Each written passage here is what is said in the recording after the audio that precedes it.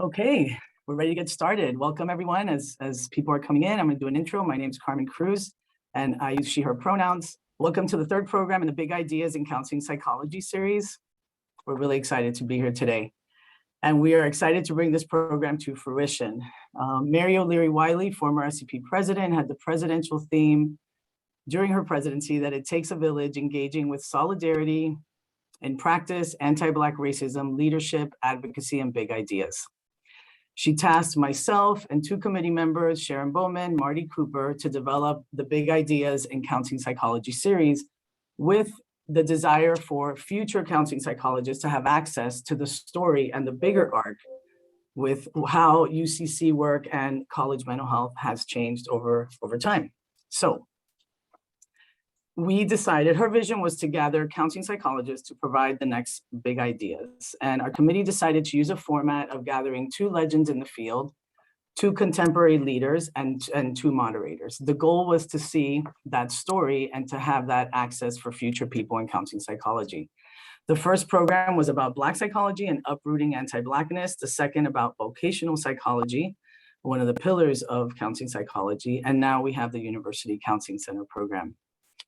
This area of practice was chosen for a variety of reasons, which many of you probably feel on a daily basis that are logged into this webinar today. And we're so happy you're here to hear from our panelists, which have a lot to share with you. So our plan is to review three topic areas of trends and issues in UCC work, and each panelist will share their thoughts about that topic. As we conclude, we will ask each panelist to provide their big idea or ideas for what is next in college mental health management and UCC work as a counseling psychologist career, as well as to have a conversation about psychology training at the doctoral level within university counseling. So first, my co-moderator is current president of SCP, Amy Reynolds. So excited that you are joining us today. The legends on the panel are Christopher Flynn and Sharon Mitchell. The contemporary leaders are Natasha Maynard-Pemba and Ben Locke.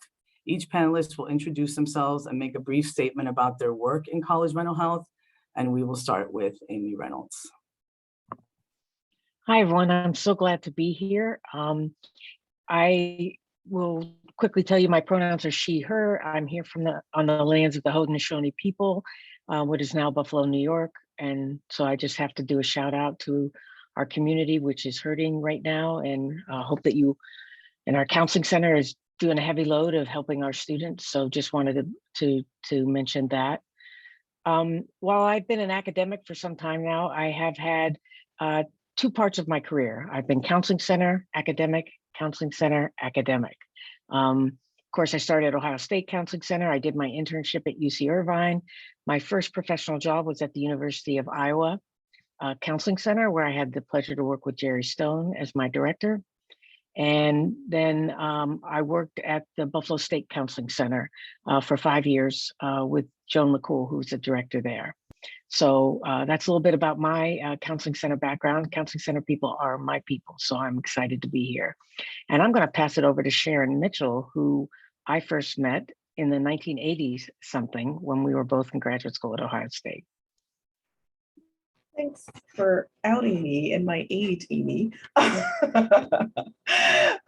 So hi, everybody. My name is Sharon Mitchell, and I'm the Director of Student Wellness and Student Counseling here at the University at Buffalo. In my Senior Director of Student Wellness position, I'm also administratively responsible for health services and health promotion, along with counseling services. I've been the director of the Counseling Center here for 19 years, but I have worked at other counseling centers during my career all over the country. So starting with my training at the Counseling Center at Ohio State, and then I did my internship at Cal State Long Beach, and then I drove my beat up graduate student car 3,000 miles to get to the other side of the country to start my first professional job at Boston University. And I was there for 5 years, and Leah Fitchitakis was the director at the time. And then after 5 years, I took a job at the University of Delaware, where I worked with John Bishop, who's another well-known director in the field. And I was the assistant director there when I left, and part of my responsibility was actually developing the postdoctoral training program.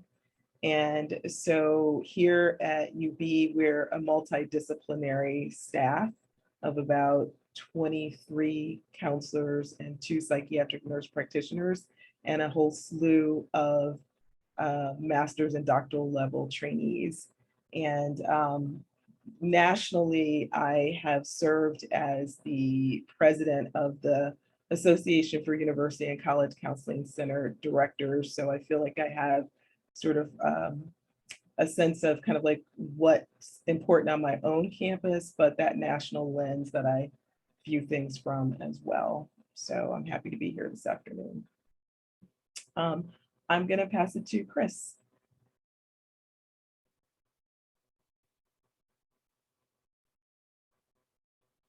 Chris, you're muted.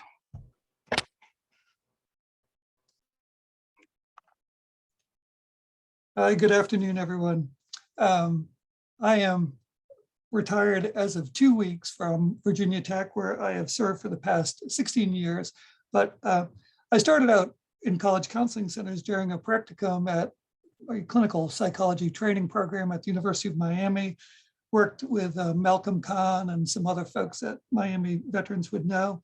Then began my college counseling center career as a psychologist at Boston College, where I was on the University Counseling Services staff under the direction of Sandy Jenks, who was a big time and all-time believer in AUCCCD and all that, the Directors Association and what that meant for us in the field. I went to Loyola University, New Orleans as the Director of Counseling and Career Services in 1989 and stayed there till 2006.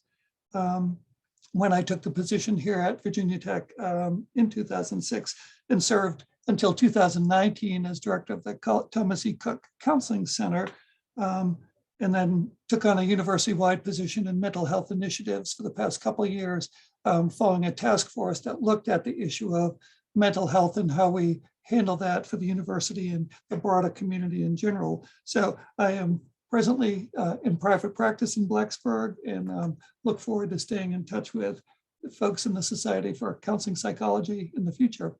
So let me turn it over to Natasha to introduce herself. Hello, everyone. Thank you all for being here. My name is Natasha Maynard Pemba. I use she, her pronouns. And I am the Associate Director here of Training at the University of Florida's Counseling and Wellness Center. I have been a training director here for almost 13 years. And I have been at this UCC, well, I started at the Counseling Center at UF in 2005, so almost 17 years ago. That was a 15 person center. And then we merged with student mental health and doubled in size. And then added 12 more staff beyond that. So at this point,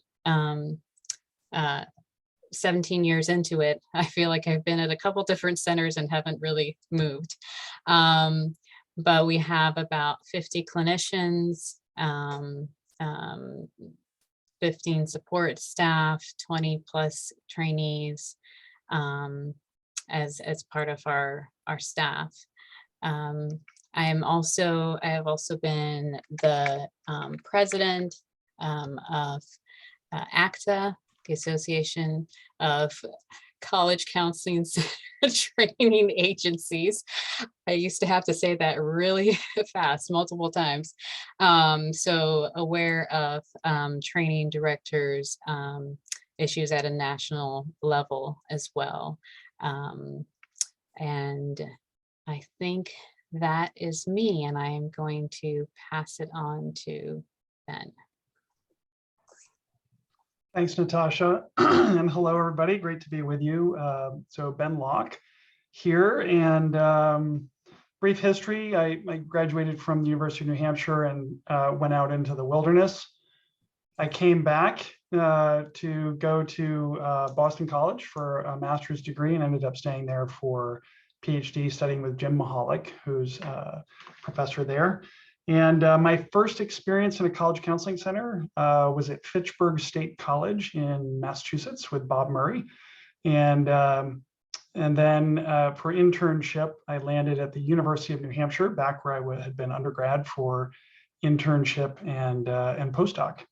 And and then had the I didn't know how good I had it when I landed at Penn State University back in 2003 with the likes of Dennis Heitzman and Joyce Hilfelder Kay, where I was the assistant director of research and technology for about 8 years, and then clinical director for about 5, and then director for about 5. And my current role now is chief clinical officer with a company called Together All, where I oversee clinical services in a different capacity. And then also when I was at Penn State, I started the Center for Collegiate Mental Health, which was a ton of fun and is still doing good work out there. So great to be with you today. Okay, great. Thank you, everybody. And I guess I could say something about mine since Amy did as well. So I've been at 3 different university counseling centers: Florida International University, Florida Atlantic University, and Texas Women's University. It will be quarter century this summer at Texas Women's. So I've been there 25 years and I've had almost every position available from the beginning. And I'm currently the associate director and training director. So, all right, let's get down to it. All right, so to start us off, our first topic is expectations and dynamics about mental health, both at the societal level and at the college level. And so we'll start off by asking the panel, how has the discussion about mental health in our society changed in the last couple of decades? And how does that impact beliefs about mental health on college campuses? And along with that, making a statement about how potentially have expectations changed from students, faculty, administrators, things like that. So whoever would like to get us started, I think, Chris, you were gonna get us started with some societal perspectives. Great, thank you, Carmen. So obviously my focus on mental health really has to do with the mental health of young folks, and particularly those entering college. I chaired a task force, or was part of a task force here at Virginia Tech, from which my most recent position emerged. And trying to understand it, we really went back to looking at how are our children faring and where is this increase in mental health concern and mental health demand on college campuses originate from. So we ended up looking at data from the National Survey of Drugs and Health that does a NSDUH as a cross-sectional survey every year of youth from 12 to 17. And one of the major questions they ask is whether this adolescents have had a major depressive event in the past year. So from 2010 to 2020, that percentage almost doubled. So 8% back in 2010 admitted to a concern about mental health depression in the previous year. And by 2020, it was 17%. So that's a pretty dramatic increase. So we worry about demand from students coming into college counseling centers, but clearly it originates some point in childhood. And where is that? And we'll have some thoughts about that. And I know other of the panelists will as well. So interestingly, given that those rates have increased when students enter college, Sarah Lipson and Dan Eisenberg reported in 2018 that rates of mental health treatment for people in their past have gone from 19% in 2007 to 34% in 2017 when they enter college. So you think about that, that's again a doubling, almost doubling of people who have reached out for services either before or at the time they go into college. And in the most recent Healthy Minds survey, 40% utilize mental health treatment either before or by the time they're in college. So if we wonder where this demand is coming from in our student body, we can see that it's been present for a while and it continues to increase. We know that once the students are here, they like to come into college counseling centers. We know from the work of Ben and the folks at CCMH that back in 2015, CCMH reported that utilization grew by 30 to 40% over a 5-year period, but enrollment had only increased by 5%.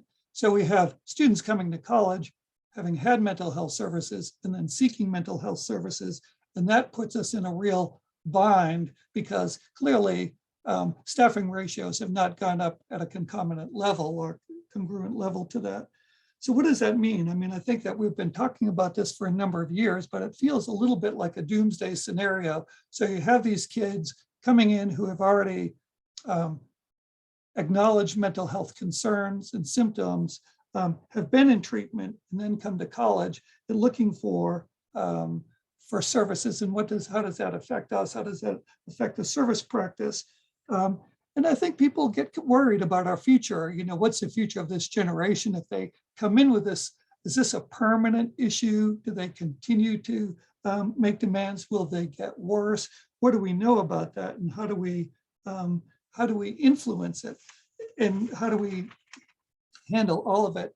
So administrators clearly became aware of this. I think all of the data when presented to administrators just made them nervous.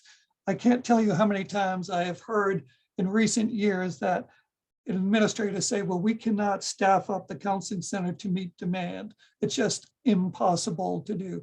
Well, I'm not quite sure that's accurate, but they're saying that it's sort of unsustainable. And I think that's sort of a panicked response, particularly when students and parents come in wanting reassurances about counseling centers. In recent years, we've had students come in and I've talked to them and they said, well, why did you come to Virginia Tech? Well, we heard good things about the counseling center. That was never on anyone's list of why I went to college when I think in previous generations. There's a couple responses that I'd say about this. And I think that some of the other panelists have remarks about this as well. For one thing, getting students to come into counseling is really a good thing, right? That we know that they want to come in, that they're open to seeking services, and that they're prepared to do what's necessary to get that. And so why is that the case? Why is it a good thing? Well, we know, for example, that it may be attributable to a decline in stigma about mental health. There is way more education going on in the earlier years about mental health, and parents are much more sophisticated about it. So once they come in, we know that treatment works, right? So therapy works, medication may help. We can actually help people as they struggle with this. I think it's important to note that the trajectory of mental health concerns is unclear from here. So we know when children go from pre-adolescence into adolescence, the type of diagnoses changes over time. The same when they go from college into young adulthood, and as they proceed in life, we see significant cohort differences. Even between the differences between undergrads and grad students, we know that grad students report distress at a lower rate than undergrads by and large. So it doesn't mean that they're not struggling at times, but they're struggling at lower levels. If we look at NSDUH data for 18 to 25-year-olds, and then 26 to 49-year-olds, and then 50 and above, you see that people have lower rates of mental health concerns.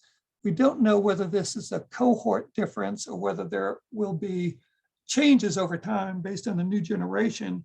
But the good news is that people in the older generations, if they report mental health issues, by and large, they also report they've been in treatment for the past year at the rate of 75%. So people, as they get older, the trajectory of their mental health concerns may change. All of that is sort of interesting broadly, and then how it applies to counseling centers. I know that a number of my colleagues have some things that might add about that. So I'll turn it over to whoever would like to respond to that broad opening. I just wanted to put out some of the epidemiology. I always think that facts are helpful, but that I hope that's true in mental health as in politics. So I'll respond to that a little bit. I think one of the things I also think about is would be generational cohorts. And I often view people born from 1990 onwards as being born into a culture of convenience. With the advances in technology, the idea of waiting for things and the idea of things being a process, I think has waned. And and what that has brought is a sense of urgency, including around one's own emotional distress and discomfort, that there's really this desire for there to be an absence of pain, or people trying to avoid experiencing, pain. And so I think with that brings, when we see students, they come in feeling like there's something pathological about their pain as opposed to normative about their pain. And so I feel like that then contributes to why then others around them also feeling the same way, like someone's crying, someone's upset, and suddenly it's a crisis or it's an emergency situation. And so I do think that with that and changes in parenting styles and having smaller families, which means there's more time to invest in one or two children, has created this sort of sense of protectiveness. And failure is not something that's supposed to happen. It's supposed to be something you avoid at all costs. And so when it comes to sort of mental health and emotional distress, then things that maybe 20 years ago would have been viewed as, well, yes, you didn't get the major that you wanted, or your relationship broke up, or you just started school, so of course you have no friends yet, now become, I think the reaction to it is much more intense. And then the other thing that I would talk about is just sort of from a developmental perspective, there's now a whole new developmental phase called emerging adulthood. And so even though legally students are viewed as adults as 18, them taking on more being more autonomous and being more responsible for their day-to-day decisions may actually be more delayed than it was a couple of generations ago. And so there may be more involvement from parents and other older adults in their lives before they're feeling like they're taking on that decision making for themselves. And so I think those are just some of the things around us that have contributed to what we also see. That's great. I'll jump in with a couple quick thoughts here. And I think this question is really important because counseling centers sometimes forget that we are the recipients of all that has come before and all that is surrounding us. And so it's not necessarily our fault or the institution's fault for what's happening. One thing to build on Chris's points earlier is that if you were to plot the average response rate to web surveys from, say, about 1995 through today, they have gone downhill like this, whereas the prevalence rates have gone straight up in the other direction. And there is a discrepancy that's generally worth paying attention to between self-report surveys and data coming out of clinical services. While the rates coming out of clinical services that have the entire population of people in treatment are going up, they're going up slowly. In most cases, very slowly, and in some cases decreasing. Whereas the general population surveys are showing these huge dramatic increases that are not reflected in population levels. And there is a response rate problem there. So just worth thinking about that. I guess the three things I would say in terms of society at a big picture is that we've spent 20 or 30 years trying to convince people to seek help. Billions of dollars have been spent by private foundations, state and federal government to reduce stigma, to increase help seeking, and to train communities of people to identify and refer into service. And lo and behold, it happened.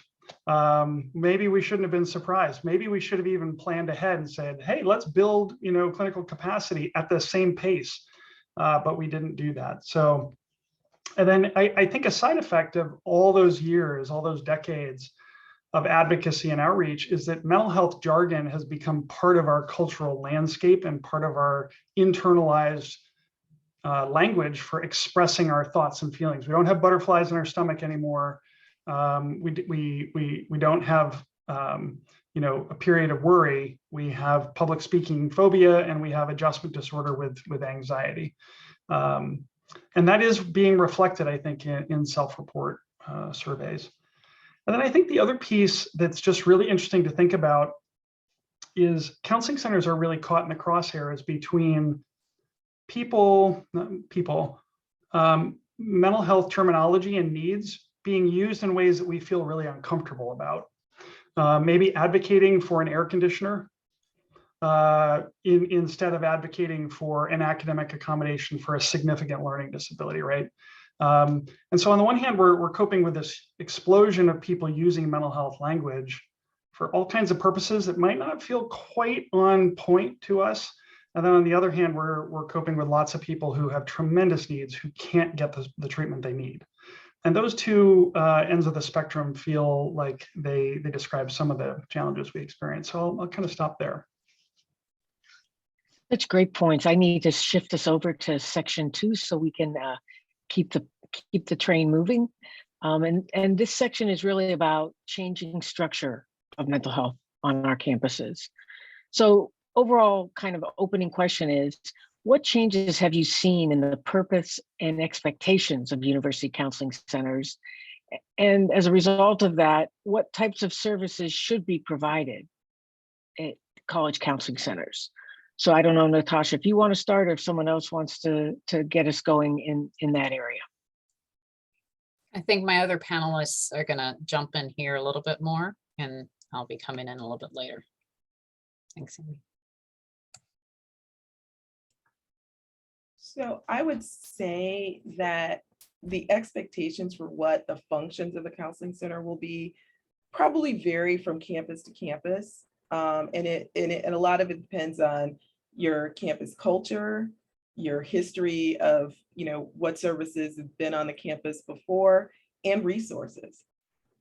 So there are some counseling centers like the one that I work in that are comprehensive. We provide clinical services. We do prevention and outreach as well. We do consultation for people who are concerned about somebody, and we have a pretty large training program. I think those have been some of the traditional functions of sort of counseling centers that try to be comprehensive, but you have some counseling centers that are mental health clinics, and where the campus is like, we don't want you doing outreach.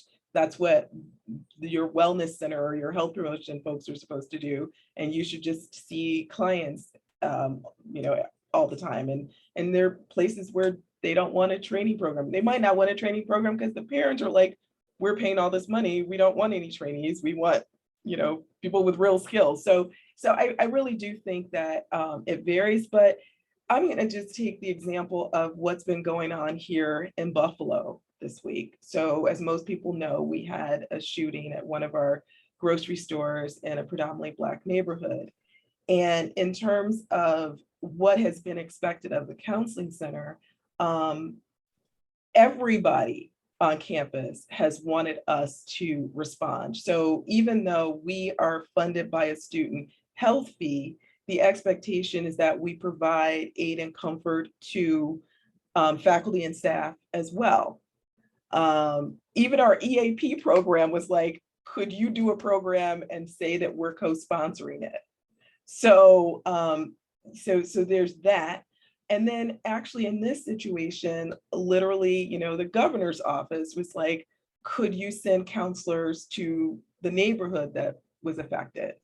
And this week, the answer to that had to be no, because our students live in that neighborhood too, and our faculty and staff list. So we've had to do things for the campus, but occasionally there are expectations that we provide services to the larger community where we're situated. I think another thing that I didn't mention in sort of the model is after hours crisis response. So there are campuses where this was one of them until I finally was able to get us out of it.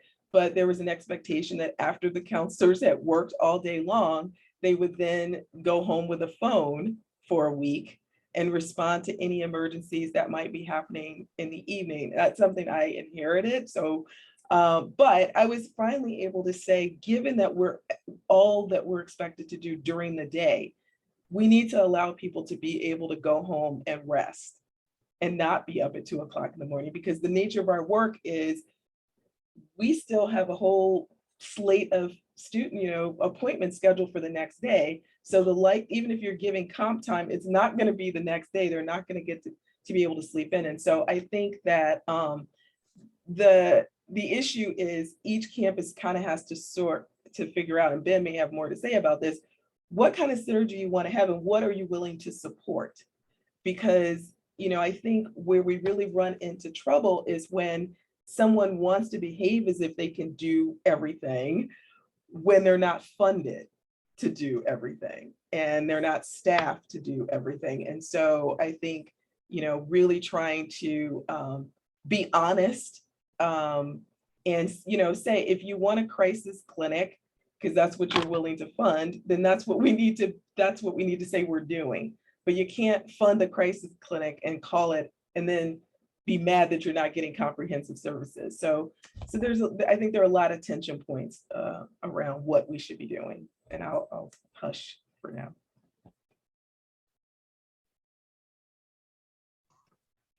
Natasha, did you want to jump in there? Yeah, Sharon said this so eloquently. And I think that in these large counseling centers like the one that I'm at currently, the pressures are incredibly high to do all the things, which I fundamentally believe that we should be a comprehensive center. But the expectations for doing all of those things with the resources, and we are heavily resourced. I am very grateful for the resources that we have. But still not, as Ben said, not meeting where the demand is, has not kept up to pace to the demand.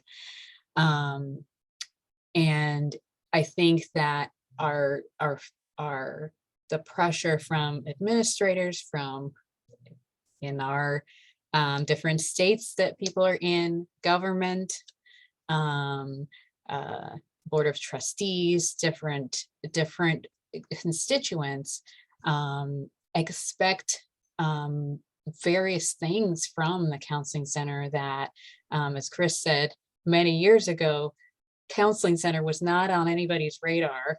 So I think that there is a need for comprehensive centers if that is what the university can uphold.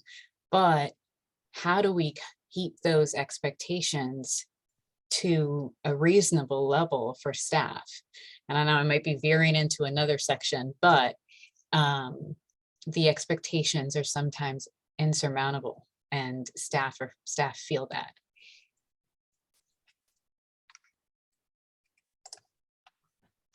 Yeah, I can offer a couple thoughts here.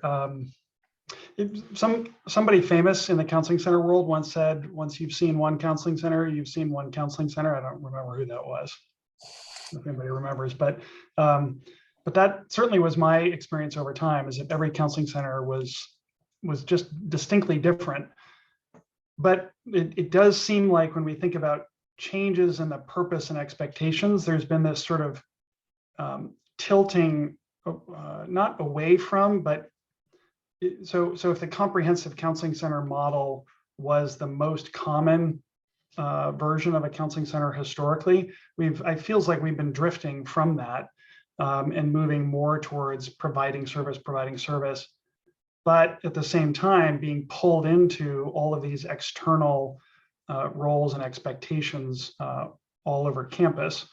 And it seems like sometimes administrators really want counseling centers to focus all their resources on providing service right up until the moment where they need them to go do something else. And then you get pulled off to do that other thing. So that seems like one thing that's kind of broadly happening in the field is a focus on service. As demand goes up, what a counseling center is expected to deliver per student kind of goes down, depending on which institution you're at. We've at CCMH, we talked with institutions where they were seeing more than 50% of the student body per year, and no limits within a year or in a lifetime of care. And those counseling center folks felt pretty overwhelmed with that kind of expectation. The other piece that just seems like it's, putting on my director role for a minute, the legislation, the specialization, the fear of litigation, behavioral threat management teams, decisions about, academic accommodation and living accommodation, and counseling centers are getting pulled into all of these kind of higher profile decision-making processes, and we're not really staffed to do that. And so that feels like a real change. Maybe it's the follow-up to that, I guess. Who's making these decisions, right? Who's the one that is expanding these expectations? Like you say, Ben, like adding counseling centers and centering counseling centers and threat assessments and, crisis response. Who's making those decisions and what impact is that having on counseling centers? One of the things that I might add about this is that people have talked about sort of being the chief mental health officer on campus. So, we have lots of other academic colleagues on campus who are competent and hardworking and doing training programs in mental health. But when it comes to applied services, the counseling center tends to be the focus. So I think we are prepared in many ways to respond, because students on our campus are 34,000. We have 7,500 faculty and staff. So how do you stand up a response, and how do you do that? Well, after the tragedy on our campus, I've been thinking about Sharon and what Buffalo is going through. Our community went through it as well. And it was a combined effort from all folks to address the community and to have some time to do it. And it ended up raising the stature of the counseling center and leading to more staff and other services by playing a role in that. So I don't know that we're always trained to handle something, but someone's going to stand up, and our leaders oftentimes will turn to us. And I've seen that, and I've consulted with multiple schools after they've had a tragedy on campus, and how the counseling center can play an appropriate role. Obviously, a crisis is different than a sustained response, but I do think that the role of threat assessment and behavioral intervention has knitted the campuses together in a way where the counseling center can play a significant role, not necessarily in risk assessment, but in combining resources and allocating resources beyond our area of experience. So I think it's good when we can do it. I think we've shown, and counseling centers have shown, that they can respond. I know that Sharon's I'd like to hear from Sharon in a couple of weeks about, or maybe a year, once the Buffalo issue has been addressed, I hope as directly as possible, with all the services they need. But some of that's way beyond the control of the counseling center there as well. It seems like one of the dynamics that's happening is that as the visibility of mental health has grown, more and more people have become involved in the conversation. It might have been that 20 or 30 years ago, being on call for an overnight or a week wasn't as big of a deal as it is now. And so as that grows, we need to hand that off and find a new way to solve that problem. And on some campuses, I think that works really well, that broader coalition of decision makers. And then sometimes we feel like there are turf battles around who's going to decide this for who else. And certainly I know that's been tricky at some campuses. It clearly takes a village of people to attend to mental health of a huge population. But then we may have very different agendas about how we think that should play out, and that can be difficult to manage.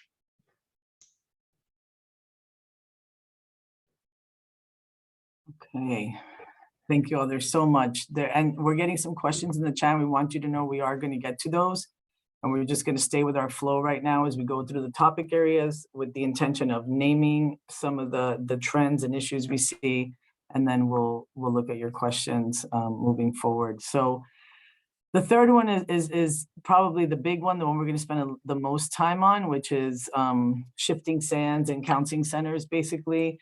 And, you know, we've talked some about service delivery models and how they have changed. We also know that, I know when I talk to University Counseling Center personnel, a lot of it is about difficulty hiring, you know, the comprehensive model being too comprehensive, all those sorts of things. So, you know, I think this is the piece of maybe the harder one, where people, boots on the ground, are having the experience of feeling just overwhelmed. You know, I want people to also feel validated, and that this is not just happening at one counseling center. You know, this is a shift in college mental health, that this is the purpose of this program, to see if we can shift it in a different direction. And so this part, we have some questions related to staffing patterns and things like that. So maybe just to start out a little bit broadly and more briefed, so we can get to the more material, is how have functions evolved and service delivery models changed, and maybe what impact do you see that's made on where we are now? And if any sort of in the legends have any perspectives of how that bridge has changed, that could be helpful for folks to hear.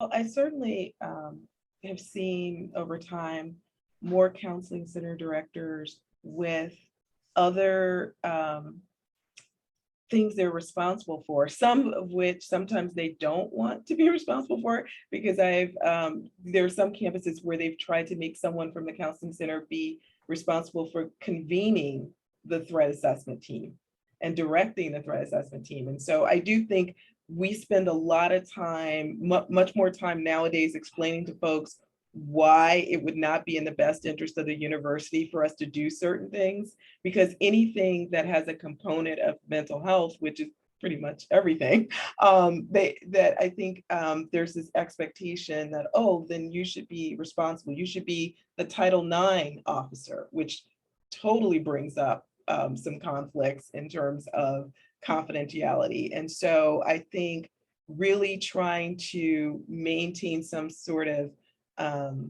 control over what our scope of practice is going to be is something that I feel like directors are frequently trying to negotiate with their campuses. And I think especially, I've seen it everywhere, but when you're on a small campus, I think a lot of times they're like, oh, we don't need a whole new person. We can just add this responsibility onto what the counseling center is doing.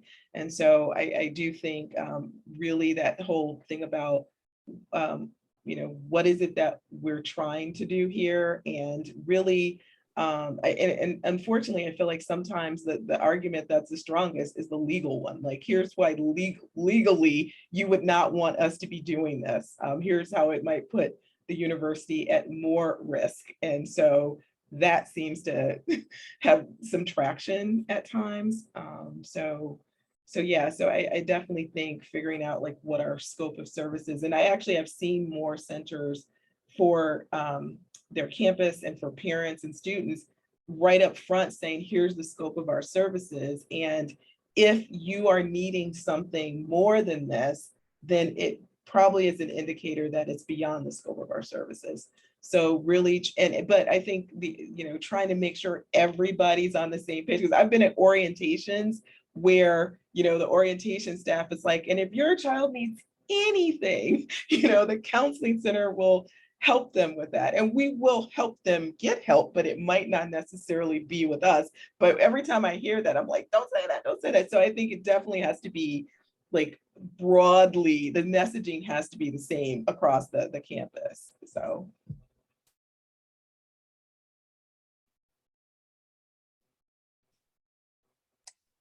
Did you want to go next, Chris? I'm good. Okay. I can move to a different aspect of this, Natasha, unless you wanted to respond to that. We can keep free flowing as we go.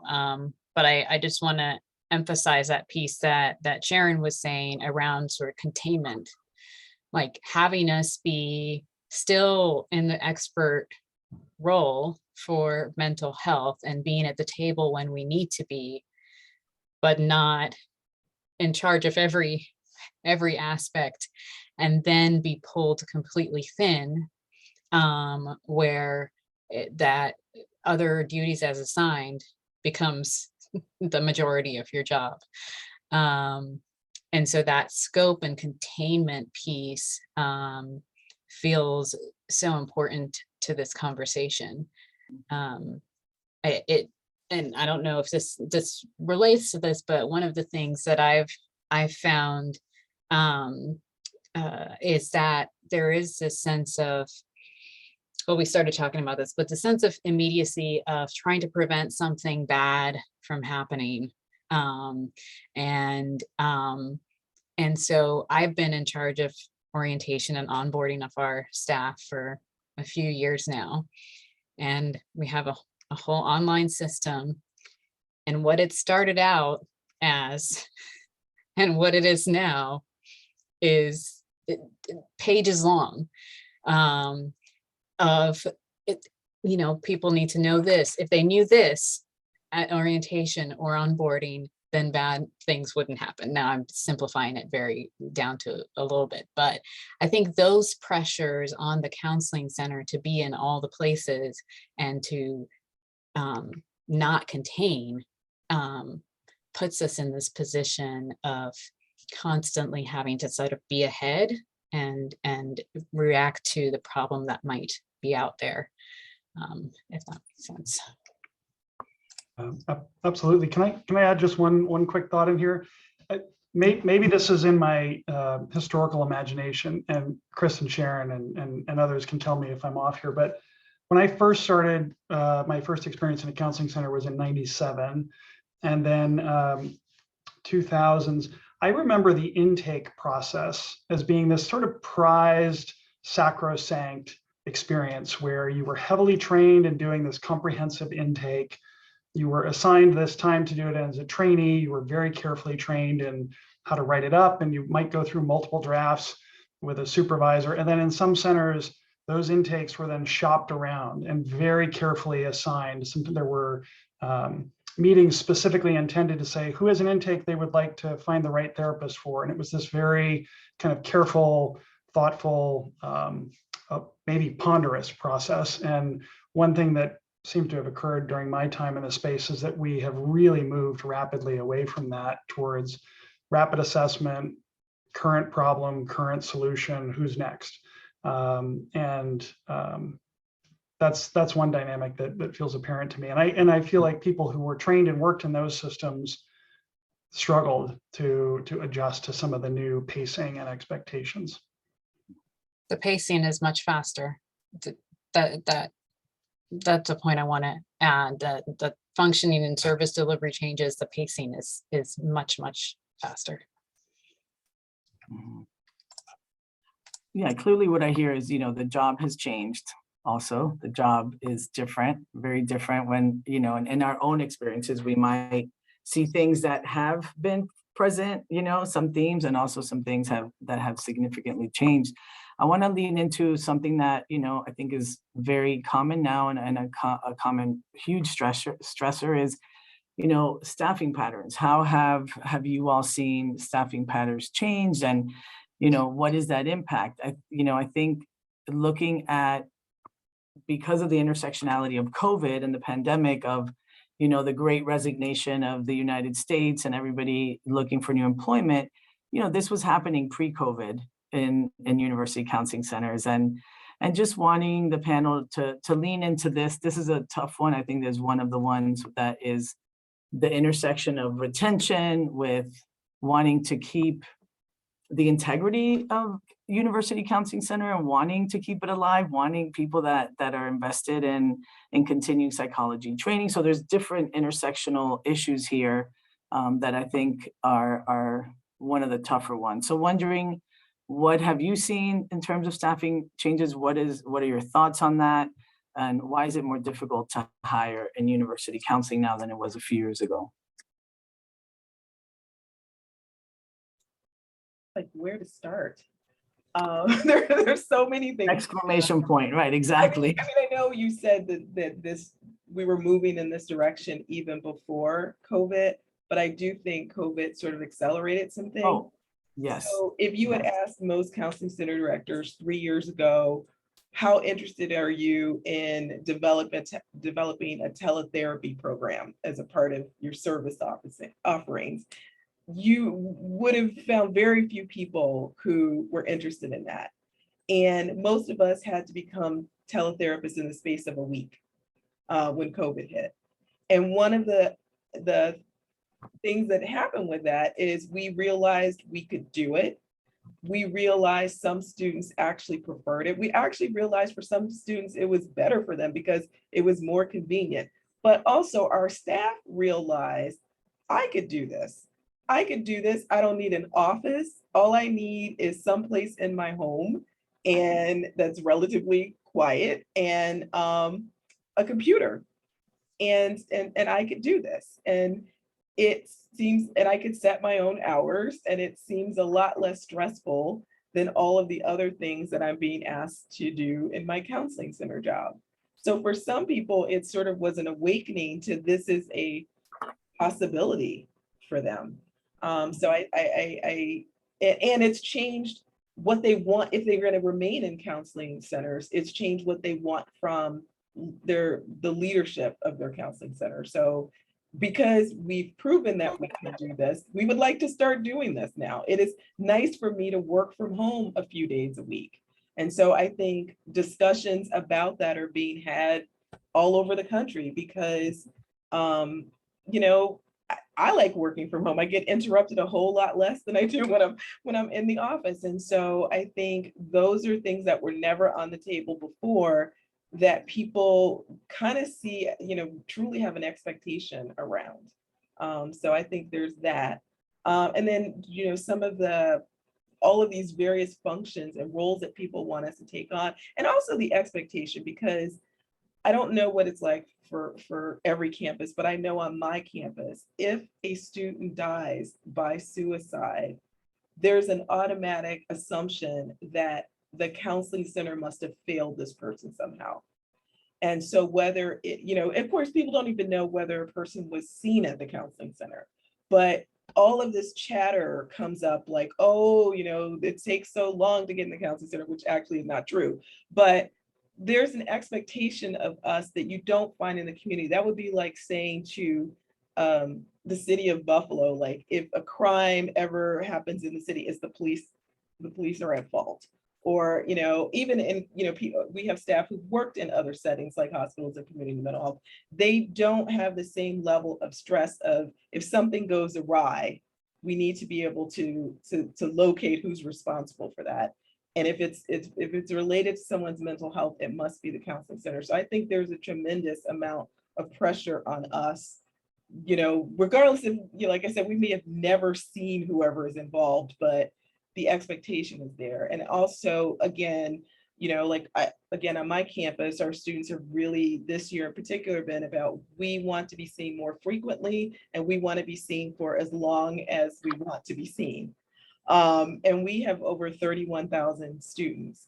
And so it's like, how do you accommodate that? If nobody's ever coming off of our caseloads, how are we able to bring in new people? And so when you're in private practice, you can decide how much money do I want to make?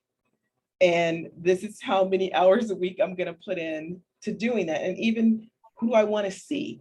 And so you do set some limits. And I don't think, you know, most folks who are making demands on counseling centers realize we're not a private practice. If you're saying we have to see our entire community and people can stay for as long as they want, at some point there's going to be a log jam somewhere. And so so there are staff who are like, I don't know that I want that pressure of trying to constantly accommodate everything that everybody wants. So yes. There's a poll that just popped up. Have you considered leaving UCC work in the last 2 to 5 years? If you work in university counseling. So I we'll take did. a minute. So did Ben. I won't answer. Yeah, we can't answer. We don't go. Well, so one thing I found myself thinking of is that I think, I mean, to some extent, college counseling centers have always been really, really busy places during the belly of the semesters.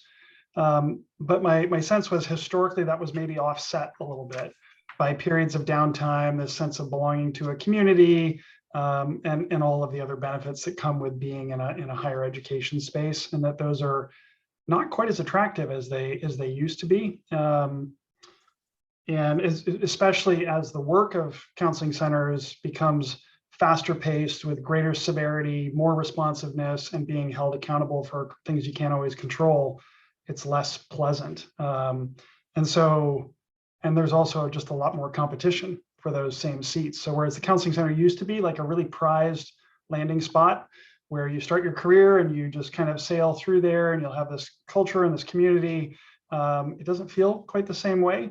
And people have to come to terms with a different way of working and providing services. One piece we were seeing years ago was the sort of transactional licensure process, where it seemed like people would join the counseling center, get their supervision hours, get their license, and then head out. And we're like, why is this happening all the time? But that was happening well before COVID. And all of the just advancement in terms of technology and telehealth has really advanced that. And there are real options elsewhere. And it makes me wonder a little bit about how student affairs in general maybe is going to have some challenges ahead of them, because some of the expectations that have always been there for student services maybe haven't been reimbursed in the way that you would find them in other places. And so if the culture and the community doesn't make up for it, then how do you make up for it in terms of the experience? I'll just put another point in here real quick for context. Residence life in colleges and universities across the country are having trouble filling their live-in positions. Obviously, campuses need people to live in order to run their residence halls. And so many campuses are having to up their salary to more aggressively recruit people to a role that fewer people are wanting. And I will also say that several of my students who have graduated and been at counseling centers the last couple of years and have left have said to me, counseling center work feels much more like community mental health work. Okay. And in terms of the challenge with the resources and the demand, and also because it's often an entry-level position. And so I think, I don't know if counseling centers will have the same response, or universities will do the same thing if hiring becomes more difficult, that they will up salaries like they are doing in many residence halls. That will be interesting to see. I think they won't have a choice. If you compare counseling center salaries to the VA and to some other areas, the VA is probably paying $20,000, $25,000 more for a licensed psychologist than they are in college counseling centers. Of course, it varies considerably by state. If you need to get paid more to live in California than you do to live in a state somewhere else in the Midwest with less, the issue of pricing is all of it. I don't know that private practice or working for the VA, private practice is really harder to make a living, I think. My wife is also in private practice. And so, first of all, you have to work for your boss, who's a jerk, because he's always on your case about something, right? You have to deal with your own expectations and whether you can deliver. You don't get the benefits and you don't get the association, the community support that you do in counseling centers. I got to think it's always going to be attractive. I mean, I've always liked working in counseling centers, and I don't know that the work of counseling center has changed. I started out at Boston College, which was busy from the start. Loyola University, we saw up to 50% of the student body by the time they graduated. Virginia Tech has been really busy. I mean, the good news is I don't think students really have changed, while there are generational issues that they face. Those are the constructs of society in general, or parents or whatever, but it's really rewarding work. And I did drop-in counseling for our Corps of Cadets group, which I expected to be quite a bit different. And it was absolutely the same thing I was dealing with 40 years ago. that's tremendous rewards from that. So I hope that the appeal of college counseling centers will be important. I think it's really transitional, as Sharon pointed out, about into emerging adulthood. At what other point do you have quite so much influence in someone's life course? And so the rewards, I think we don't do a great job of selling them in a way that should. But clearly, I think salaries need to go up and to be competitive.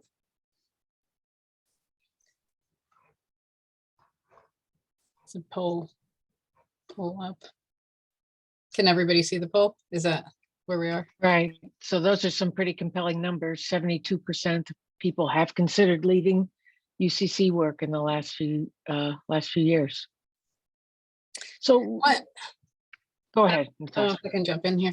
I think one of the things that's hard to talk about too is the work among us is hard as well. We are the macro level of where we are with the shooting in Buffalo, the racial and hate crimes, the pain that society is going through comes into our spaces, and we have to have difficult conversations. And we bring ourselves into those, and we have to do our work too.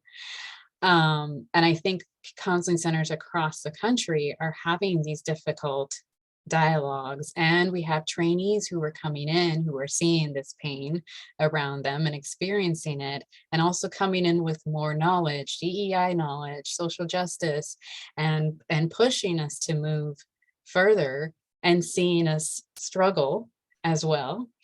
And sometimes that is a really hard place for people to be as administrators, as staff, counselors, administrators trying to hold those spaces, and staff having those difficult conversations. I think that is draining. We're in a pandemic still that's really wearing, pandemics and multiple wearing on our community. And for me, that community level is part of the issue too. Why we have so many students coming in, the community is sort of breaking down in some ways, not in a doomsday situation, but I think, yeah, it's we're having some hard conversations and doing some hard work as well with ourselves. So as a follow-up to that, and Chris, if you want to follow up what she said, but maybe one way we can go after that is, how are all these changes affecting training? You know, to follow up on your point, Natasha, how is training different at counseling centers now as a result of these external changes? But Christopher, if you wanted to follow up there first, then maybe we can talk about training. No, I'm good, thank you. I want to follow up though about the DEI stuff, because I think the other thing in terms of impact to staff is that with all of these situations out in our world where racial trauma is going on, our staff is expected, like what's going on in Buffalo this week. As much as I would like to protect my staff of color from having to go out and do work when they are feeling traumatized themselves, the expectation of our campus is that the students want to see Black people at these events. They want to feel like the people who understand their pain are there. And so there's an extra load that you carry when all of this crappy stuff is going on in the world, and it's affecting you personally as an individual, but you're expected to go out and take care of other people in those moments. And so I also do feel like we have to look for opportunities, even if we can't fully do that, at least to reduce the impact. So I think about how, while some of my folks, well, actually I send everybody out, but I try to send out people of color and white people to do some of our community conversations. But when it came to like our needs assessment and crisis hours this week, we made a conscious decision to not give that work to our BIPOC clinicians wherever we could. And it wasn't a secret. We were like, this is what we're doing this week. because people are doing some stuff that's superhuman right now in terms of what's being expected of them. So I do think that, I think sometimes we forget that counselors are people too, we're human too, and the things that are going on, the threats to having various rights taken away are things that weigh on us, and yet we're in these positions. Most of the time, several years ago, I wasn't necessarily going through what my clients were going through. I think we have a lot of people right now who are going through what their clients are going through, yet they're supposed to be able to sort of tuck that away and give. And I do think that for some people, that does they hit a wall with that at times. So. I think that's true, Sharon. I mean, I really feel for your staff and the people of Buffalo. The same issue happens after trauma on our campus. So I remember with our counselors, we were sending them out to work with community members and with students when they were traumatized by the shooting on our campus as well. I've been invited to speak at a number of schools about how to prepare for emergencies and how do you deal with the trauma.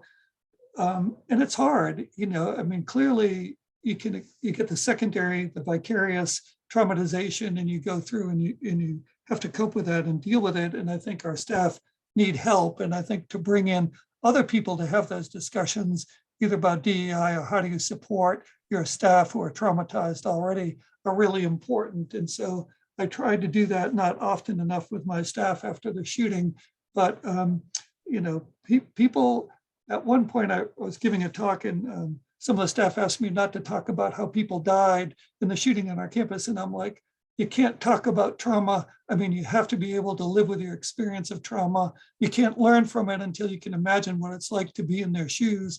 And that's a hard thing. It's a hard thing for all therapists. And whether you're in private practice or in community, I mean, I think the responsibility in private practice is greater if one of your clients dies by suicide. Then you feel like the only person there, at least in the community, you have more resources for support. So I think Sharon's point is really well taken. How do we then take care of our staff and care for them and make sure that they're okay while they're also doing important work? And to go back to the trainee issue, I think that becomes particularly important for trainees who are just entering the field, and how being part of counseling centers, especially when there are events like this, interns and practicum students, how do you kind of take care of them? How do you help them not want to run away from counseling centers when they graduate and see these as important and valuable positions? And I'm wondering what you all think about how to fold in the training piece here. Yes.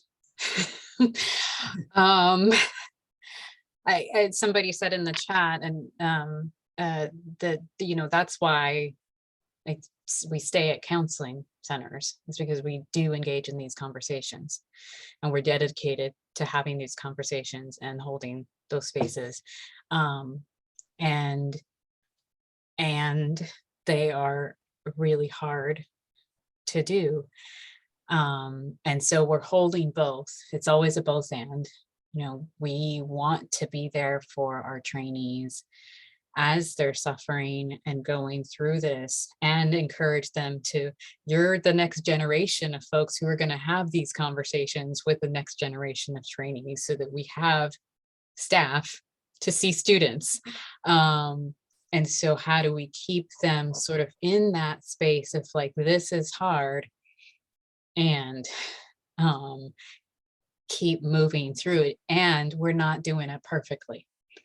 And I try to say that as much as I possibly can. I'm going to mess up and have messed up many, many times.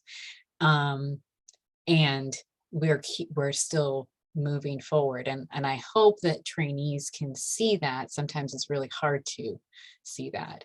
And the truth is that sometimes interns and prac students may decide this is too heavy, or where counseling centers are is not far enough. It's not far enough. They're not doing radical enough change, or the changes that could be possible are not possible in such a large and titanic system. So I try to give trainees all of those pieces to make those informed decisions. But they see the reality of what it is. And you try to buffer as well, so that they can do their training and kind of keep focused on their clinical work as well. I'm gonna stop there. I could obviously talk more about the training part. Yeah, I just think this conversation is so important, and I do think one of the truly special aspects of college and university counseling centers is the general willingness to engage in these difficult conversations as a group within a community, within a local cultural setting. And you won't find that in private practice. You won't find that in business in the same way. You won't find that in other settings. Conversations can be really hard. And you have to go in with the assumption that we're all imperfect beings. We're all going to make mistakes, and we don't know the exact path forward. So it feels so important. I think there is kind of an interesting two pieces on the training side that are interesting to me. Is one is like, when is enough process? Mm-hmm. Boy, that's a hard line to figure out, right? When have we processed enough? When I think about process in my own training, process was really meant to be intentional and used very specifically for specific therapeutic outcomes. And I think, having talked with lots and lots of counseling centers over the years, I think sometimes process can become unending. And there is a real challenge for counseling centers there is figuring out when we pause on that and move on. Because you can't do processing, through your entire workday. And I think, hey, there's Carmen again. Welcome back. The other piece that I think can be hard on or is interesting on the trainee side is that as we have more and more willingness to question authority and challenge norms and push at the edges and boundaries of things, sometimes you're going to bump up against a pretty clear line that is not necessarily, as Natasha said, within the bounds of change for the system we live in. And so how do you come to terms with that, and how do you be at peace with that? You can't necessarily change everything you don't like in every system you're in. And so you have to kind of find ways to navigate that. And that's an interesting dialectic in this time. And just one final quick thought here. It does feel to me like COVID in some ways made apparent for everybody the experience of people of color in terms of living with trauma at the same time you're treating others, because we all went through it simultaneously and nobody could deny it, where that experience has been there for a long time for many. The other thing that COVID did is it showed us institutions can change and change quickly if they desire to. So, we all have to keep that in mind, right? So they changed on a dime. So looking to the future, we want to begin that discussion about sort of the title of this, which is Big Ideas. What is possible for the future? How do we create a new normal within counseling centers, within universities, dealing with mental health issues? So we've been starting to have that conversation about some of the impacts, right? But what are some of the changes or advice that you would like to provide for if you were sitting in front of a panel of higher ed administrators who oversee counseling centers or involved in decision-making about mental health issues? What would you want to tell them? What advice would you give them about how to do their job in a way that lifts up counseling centers and the important and challenging work that they do? I actually think that, I kind of referenced this earlier, but I think people need to be honest about what kind of counseling center they have and what kind of counseling center they're willing to have. Because I think when there's misalignment between, messaging and expectations and actual resources and investment, that's when, counseling centers feel like they're not appreciated and that they're not supported. And so I feel like whatever your model is going to be, everybody needs to be able to say, this is what our model is, and we're going to do the best that we can within the scope of practice that we have. I also think that we need to really look at workplace culture. There's a professor on our campus who does research on employee burnout in higher education. I think her name is Margaret Sally. And she talks a lot about the ideal worker norm that is based on a heterosexual male who has someone in his life doing all of this work outside of work, and so that he doesn't have to think about it, and he's technically available to the company 24/7. That used to be the model of how you get ahead. The people working at counseling centers right now don't want that. And it was never sustainable for a lot of women and, lots of different people. But so I think we've got to have administrators who are more flexible, who realize that times have changed. They need to be flexible with work schedules. They need to be flexible with work from home options. They need to figure out ways to give some respite to their counseling center staff. So if that means your counseling center staff has been on call, they need to look into having somebody else do that work. There needs to be, they need to check their leadership structure and say, is the diversity of our campus or where we would like our campus to go reflected in who's making decisions? I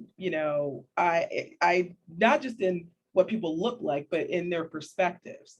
Are we all one homogeneous group that really is closed off to new ideas? And so I can go on. I have a list of stuff they could do, but those are some of the key ones.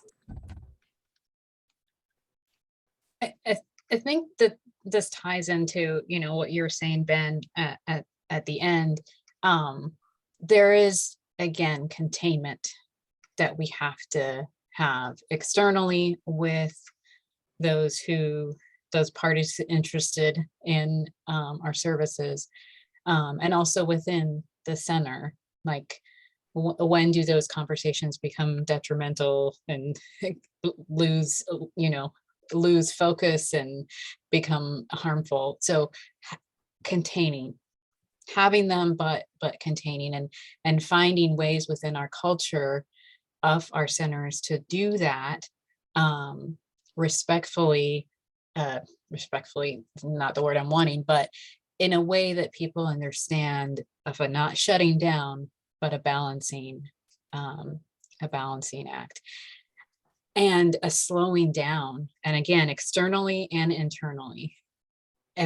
Everything is immediate, or before the thing has happened, or if a crisis has happened, who's boots on the ground right now? How many staff can we get out, and how can we slow down that process with administrators, with our communities, to say it's okay for us to take a moment to respond thoughtfully, and consider, like Sharon, you were saying, the BIPOC folks in here, or the folks who have been impacted by the trauma of the situation, to make a good decision about who does go out, and not sort of perpetuate these situations even further. Yeah, I absolutely agree with that. I think in terms of the future and the big idea, what I would say to an administrator is that there is no perfect solution, period. And as long as you are providing mental health services, there will always be a treatment gap. There will always be a portion of the population interested in care who cannot get it or can't get as much as they want. And that the institution itself needs to become 100% comfortable with that fact, because it will never go away. What can become very, very clear, though, is, and this for me became really clear when we were developing the clinical load index, the CLI, and talking with hundreds and hundreds of centers, is that if I am given the assignment of running a crisis and referral center, I can do that all day, I can do that all week, I can do that month to month, no problem, because that's my That's my charge. But if I am funded to run a crisis and referral center, funded and staffed, and everybody else is told that I'm running a counseling center, then that's going to be a disaster. So this concept of figure out what's reasonable for your mission and your funding and resourcing levels, and then implement that and get everybody aligned around that model, and then acknowledge those limits to the hilltops. This is all that we are able to do, and this is what you agreed when you landed here. So I think institutions actually own the responsibility to be transparent about the limits, not the counseling center. And when you're doing a tour, when you're talking with prospective students, when you're welcoming students and parents to campus, the institution needs to hold that responsibility. This is what we are able to do, and here are the boundaries and limits. There was one other thing that I was going to mention too. I also think that there's a perception that clinical intervention is the only way to address mental health concerns on a campus.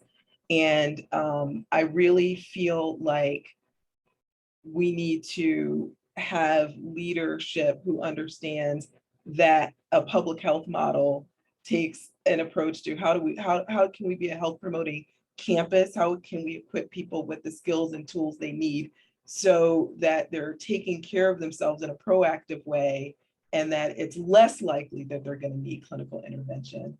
And I think it's a really tough sell, because when it gets going back to that urgency thing, like somebody's upset, we need to fix this today, versus like, let's give them the tools that they need to have higher distress tolerance, those kinds of things. And we say that, it's everyone's responsibility, the mental health of students is everyone's responsibility, but we need to practice that too.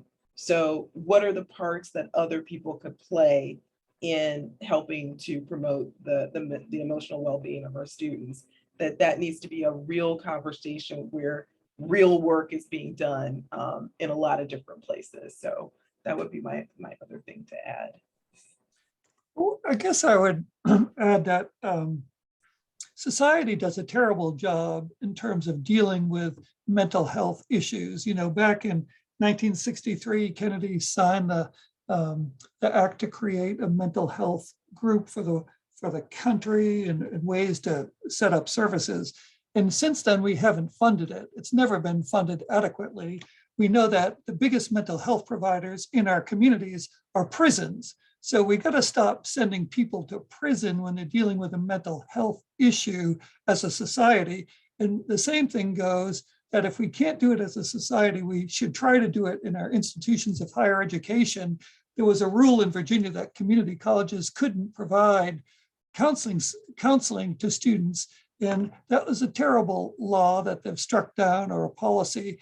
I ended up getting yelled at by the chancellor of community colleges for suggesting it might be a good idea to have counseling available to community colleges. So who's affected? It's the underrepresented people in our population. It's the vulnerable. It's the BIPOC population. I mean, we as a culture still have to do it. So when I hear administrators say, well, we can't possibly staff up a counseling center, they're just reflecting society's prejudice against working and developing mental health. So I want to hold on to the fact that therapy works, that counseling works, that I've learned as much from my clients as they've learned from me, and that part is tremendously rewarding. So we can get people to work in counseling centers as long as we maintain that.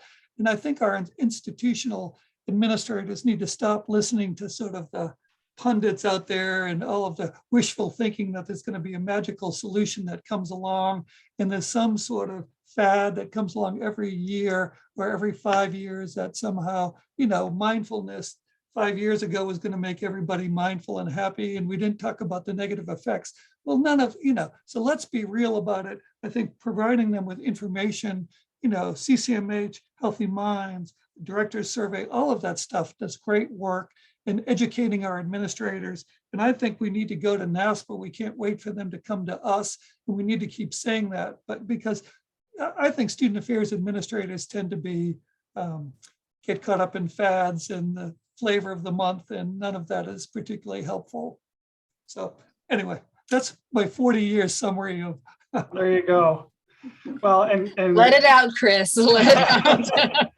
and Chris, just to put an extra point on this, the treatment provided in counseling centers, we studied this at CCMH 2017 annual report, is just as effective as all the RCTs for all the meta-analyses of RCTs for all the major mental health disorders, if you provide enough treatment.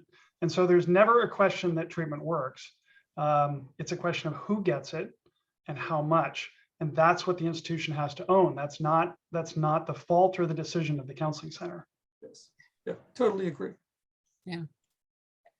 And I'd like to put, go ahead. I was going to say, I'd like to put in a quick plug as the faculty member on this panel to say that I think counseling centers and faculty need to work on their relationship. Faculty only come looking for counseling centers when they're scared or worried, and that's not really sustainable. We have to have ongoing relationships. I don't want to add that to the bucket list of things counseling centers have to do. I think faculty have to initiate those conversations and, ask for training and get engaged in, sort of suicide prevention and those kinds of things. And so I guess I just want to put out the voice of faculty to say that faculty need to do a better job to support our counseling centers. Underline, underscore, all the things there, because we've had an ongoing relationship with our counseling and counselor education departments here, and really working with some of these issues. It starts there before they even start on practicum. And so that I hadn't, brought into this conversation until now, but continuing to do that work and balance out how much can we do, as faculty, as trainers here at the center. I just wanted to put in another plug for the idea of outside of our scope of expertise and therapy and doing therapy, which works, as Sharon was saying, that looking to other sources of support and fueling the peer communities for our students, I think is another piece that we could potentially put more energy into, and providing those resources for students to do the work themselves amongst each other and support each other. So I'm going to step back now. I was going to share something, and I'm sorry again about my disruptive departure. Over the years, one thing I noticed is how many more interns over the last probably, 4 to 7 years, and staff would say, "Why are you a lifer?" There was more of like a question like, "Why are you a lifer? Why'd you stay in it? Everybody looks kind of unhappy. People are super stressed out.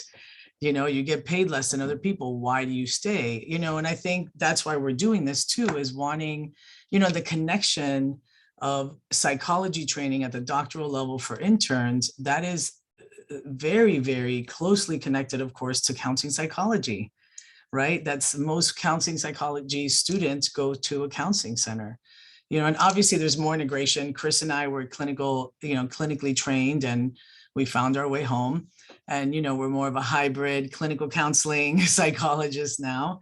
But what I think we want people to want to work with students again, and not feel like they're dragging themselves to work because it feels like a passion and a purpose. Like, we want to be supported by our universities the way that faculty are supported. And I know that that's like that's another whole 2-hour, 3-hour webinar, but I think that that's one of the things that is that the value system, right, of who's the most important, that also played out in COVID. Who has to be on campus, who doesn't, those sorts of things. So those are the things that administrators, again, somebody said, they get into the trends. I think that was Chris, but part of it is our intention is to also get some of this word out and collective expertise so that administrators can make decisions to preserve training at the doctoral level, as well as, great staff and great clinicians to be part of college mental health. So that's just one thought I wanted to share. Carmen, I'm so glad you were able to join us again. Thank We you. were worried that we lost you. I guess, I don't know, somebody didn't pay the bill in that room and the power went out. I don't know what happened. So just to pick up on your point there, Yeah. I think that one thing I would really want to say passionately to higher ed leaders is, if not counseling centers, where do you think the next round of staff will come from? You know, if we lose sight of the fact that mental health providers are trained in providing mental health in mental health provision settings, then we shoot ourselves in the foot. It's in all of our best interests to maximize the size of training programs in the environment where we want the best trained and best informed and locally resourced people. There's no better way to recruit staff and to bring them into your institution than to train them locally. There's no better way to bring in diversity from all over the world and the country than to train people locally. And so any administrator out there who's thinking, oh, we're going to cut costs, we're going to reduce this by getting rid of trainees, is the most short-sighted perspective from my standpoint that I think is out there. And it really fits into this mindset of, I need to solve this problem quickly. I need to put something flashy in place. I need to trim this budget or trim that one. You just completely lose sight of the next generation of staff. And then the other piece I would say is that over the years, there have been fears around outsourcing, right? About, you know, well, everybody's telehealth, we're just going to do it all by telehealth. You know, for those who are newer in administration and thinking about how you're going to manage your mental health services, you don't need to look much further back than the mid-90s for the last time that was attempted. And there is no replacement for brick and mortar local community expertise for supporting students. It doesn't matter if those services are provided by telehealth or in person. You cannot replace that local expertise to academic advising or this faculty member or this center. Have you tried that? It's so critical to student success. So those two pieces feel really important to say. Thank you, Ben. It's even more powerful when it comes from somebody other than a training director. Hear, hear.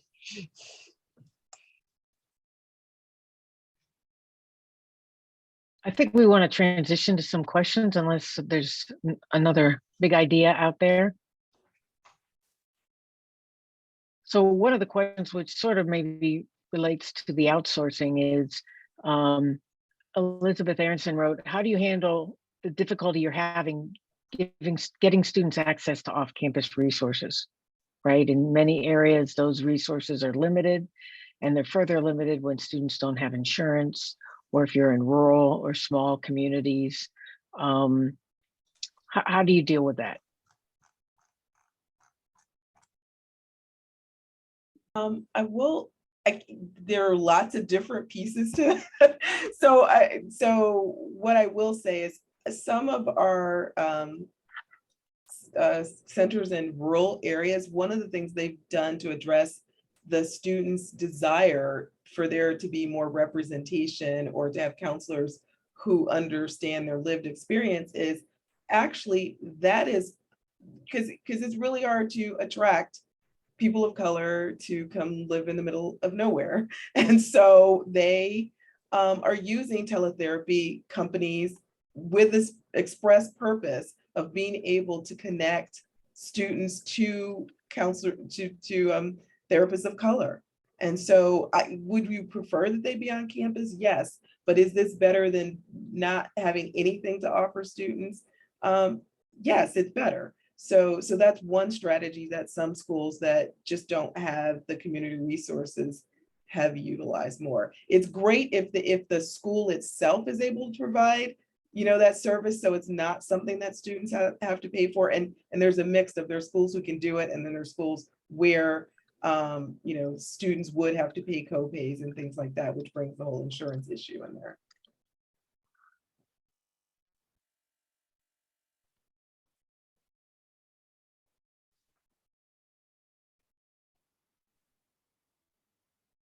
Any other thoughts on that question?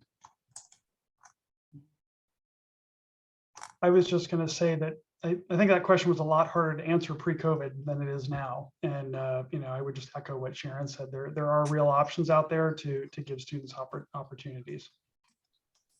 And it also goes back to the institution's mission and funding and what they're able to provide. So the institution has to just be open about where their limits are.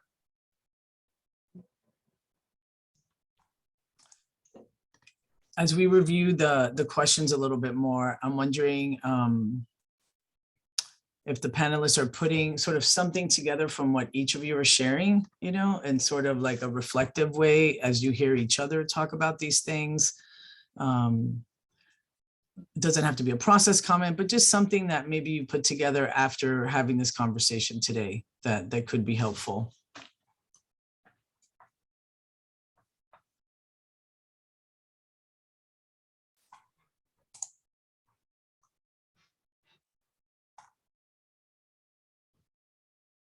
Okay, you said it all. Carmen, it was a deep question. I guess I found myself thinking that, change is the one true constant, right? And boy, have we gone through a lot of change in the last 2 years, and boy, have we gone through a lot of change in the last 30 or 40 years in the field. And so I guess I would say to those who are up and coming in the counseling center field in counseling psychology that, yeah, change is inevitable. It's here, it's happening all the time. And our job is to find ways to embrace it and then make the most out of it moving forward. And so I think in the college counseling center world, there's a lot of richness and joy and opportunities there.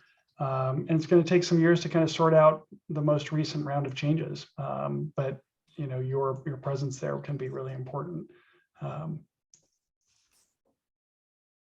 Yeah. Anybody else?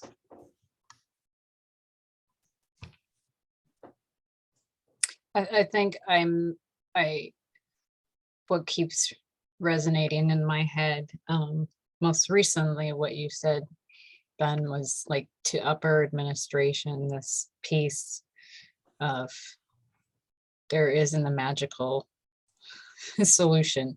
Now, we've said that multiple times in multiple settings and, had these conversations, but I'm really glad that you said it here and Chris followed up with that, because it does slow down the process again, because it's not the rush to do the thing that's going to be the miracle grow. And so having those expectations that we will do the things that we are good at and there is not a magical solution. So be patient with us.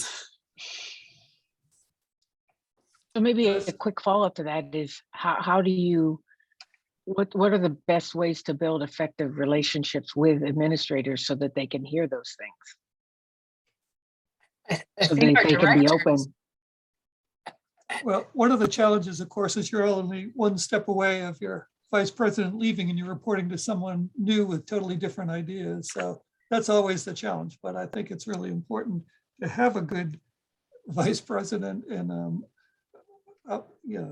it's a good reason to change a job if your VP doesn't believe in counseling centers. You're asking, Carmen asked a broader question, so, what have we learned? What are we going to expect? How do we deal with it? So I was thinking back over the past 40 years. I mean, counseling centers didn't used to be particularly prominent in the life of a university. The good news is counseling centers are really number one. If you look at president's concerns, mental health is 1 or 2. That's a good thing, right? That's going to help us attract staff. That's going to help us move forward. And I think that we've seen a growth in counseling centers and what it means. And I think that's helpful. I think we know so much more now from the technological experience, and people are going to learn more from this. So we did, the director's survey has been around for a while, but with CCMH, with Healthy Minds, with IX, putting forward information about standards and ways to operate. I mean, we can educate people about that, and that's really changed. Technological advances have been tremendous. I mean, Ben could probably speak to this more than anyone working for a new company that looks at that. But when I started, we didn't have computers. There wasn't much communication between centers. And so the director's conference was always a big thing. 40 years ago, people didn't prescribe medication. The tricyclic antidepressants were so dangerous and overdose that psychiatrists didn't want to give them to college students. We didn't have SSRIs. I think we'll have more precision medicine coming along. We're learning more from genomics. I think we're going to see more of that. And counseling centers have grown. When I started at Tech, we had 10 or 11 counselors. We're at 38. The university population has only grown by about 5,000 in that time. So all of those things I think are promising. It's nice to look back over 40 years and see that lots of good things have come. And the information and the data that we provide administrators is important. And I think this coming generation, we can't predict what's going to happen next, so there's much to look forward to. CCMH has done, Ben's left, so I don't have to suck up to him anymore, but you look at what CCMH has done for the counseling center profession by putting real data out in front of the world. That's tremendous, and that work's going to continue, but we can look forward to new innovations as we go forward too. And I think all of those things are heartening and have been heartening and have made our lives easier. So I think we do a much better job than we did when I started out, even though it was gratifying from the beginning. So I don't know if that addressed your question, Carmen. That's great, Chris. I'm going to follow up with maybe if you all could speak to what makes university or college counseling a unique profession. What is the added value in having counselors connected with the school versus therapists that might be found through an outsourced online service? So I guess, well, first of all, before you answer that question, I want to go back. I thought about something I said about it's going to be hard to attract BIPOC counselors to be in the middle of nowhere. Let me apologize to rural universities and colleges all over the place, says the woman who was born in a town of less than 2,000 people. So what I really was trying to say is our counselor, the BIPOC counselors say, am I going to find a sense of community? And people have options. And if they have an option where it's easier for them to find a sense of community, that's what they're likely to do. And that's why it's hard to attract folks. But teletherapy is now allowing us to offer something to our students. So I want to say that. And then in terms of how is this setting different? I definitely think the focus on young adult development and emerging adulthood, and that we're a subspecialty, that we don't just see the depression, we see the context in which our students live and study and work. And so we also understand the pressures, the rhythms, the expectations that are on them as people whose one of their primary identities probably is that of student. And so I think there's some actual knowledge that comes with that someone who isn't familiar may not attend to as they're working with someone clinically out in the community. So I do think that's something that we offer. If I could add on to that a little bit, wonderful points. I think part of what makes the counseling center field unique are the organizations that define some of the areas of specialty in the field. So training, the Association of Training Directors, clinical directors, outreach, other ideas have been expressed. Those organizations produce real change, meaningful change for the field and within higher education. And if you're not involved in those, or your counseling center isn't involved in those, or you're an administrator and you're wondering, hey, is my counseling center involved in those? You should encourage that involvement and participation. And I appreciate Chris's comments about CCMH, but what made CCMH possible is every counselor and every client and every little center that contributed their bit of data to the really big centers that contributed tons of data. That kind of coming together as a field is kind of unprecedented. I'm not aware of it in the private sector anywhere. And the alignment model, the CLI, the other work is all product of that collaborative grassroots movement in toward data that ultimately generates real leverage in the field. So if you're not engaged in those, get engaged some way. And I do think, Sharon spoke to this earlier, and I think it's important to just highlight is that counseling centers don't have to do everything. And in fact, we should put reasonable limits around what we do. So, being on call for a week or for 24 hours when you have a full day of clients on both ends, that's really not okay. Nobody wants to do that. So let's put that out to a company who's really specialized in doing that. If you're trying to achieve some other outcome that is not possible to do locally, it's okay to do those partnerships and to think outside the box there. Feels important actually to think outside the box so we aren't trying to do everything. Bit of a both and in some ways in that way. So I know we only have about 10 minutes or so left, maybe a little less. And I wanted to kind of lean into a tough one that I know we won't do it full justice, but we're going to try. Conservative PWI in a blue state here. This semester, our administration ordered the removal of a BLM flag that our counseling center put up in the window. Some of the reasoning being that it makes some people uncomfortable and contending that the counseling center above all should remain neutral in order to welcome all. Very frustrating. We've been fighting to get it back up. I hope to hear your reactions and your thoughts on the role of non-neutral signage, allyship, and UCCs to outreach Black students and all marginalized students. Any wisdom for navigating upper admin or any of this process? The struggle is real. Yes. So real. I find in various ways every day that we're having to explain to people why it's important for us to take certain positions that we take, whether it's messaging that we want to put on our website or,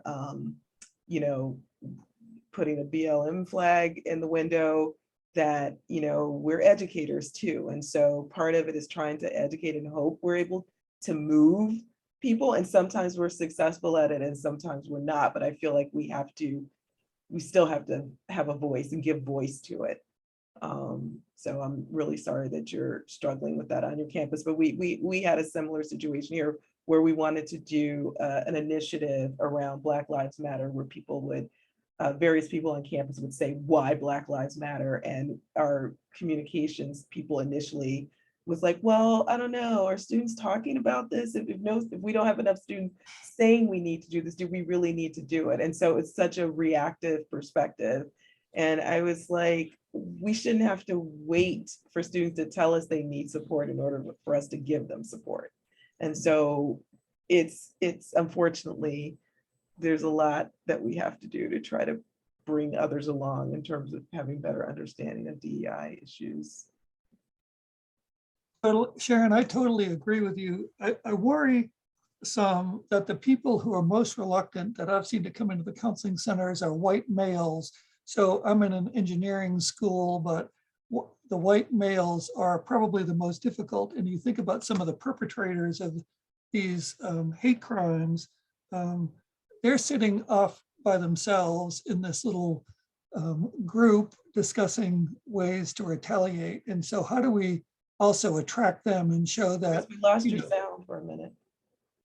So that we can get them in and get them involved and help them understand what we have to make sure that they come in and feel welcome too. So there's such a balance. I mean, I agree with everything you've said, and I think the counseling center can't be neutral as a place that has to be open to everyone, every student who's enrolled, and we need to make that clear from the get-go.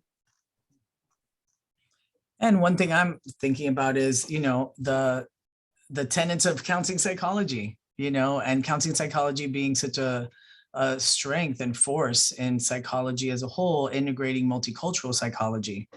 And it's very difficult to remain neutral. And we know that that's not a value. So I think it's just something that it's the dance, right? It's the diplomacy dance. And can you be a compassionate disruptor, which is how I prefer to try to see myself, a thoughtful disruptor to try to challenge things that need to be challenged. At least that's one role I have purposefully taken on in my career, but knowing that there are limits to that, and those interactions, choosing our battles, other things we know about human interactions.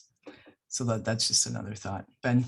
Well, and seeking support from this group. So, the counseling center field is here for you when you're coping with one of those kinds of situations, whatever your unique local circumstance and your unique local leadership situation. And I do think that as our organizations can help provide leadership advice and guidance over time to higher ed administration as well on these. So reach out and get the support you need. Yeah, and it's to these conversations that we're having right now, where hopefully people are feeling, and it seems from the chat, validated and heard in their experiences on their own campuses. And these issues can be so complex and difficult and challenging. Even this last piece of conversation that we're having, it's hard, it's difficult, and so just being in this space to have this and experience this together, I think is significant.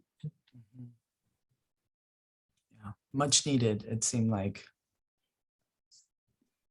So I want to thank everybody for the energy that it took to plan this over the last several months. I really appreciate the whole panel, and I'm gonna keep being a lifer, I suppose. I'm gonna try to stay in the game, and really urging, to Ben's point about support, and for interns, postdocs that want to stay in this work, to seek mentors, to seek people that have been part of college mental health and university counseling work, to handle the balance of all the goodness we get and the purpose and the passion, and then also having to deal with the underbelly of it all.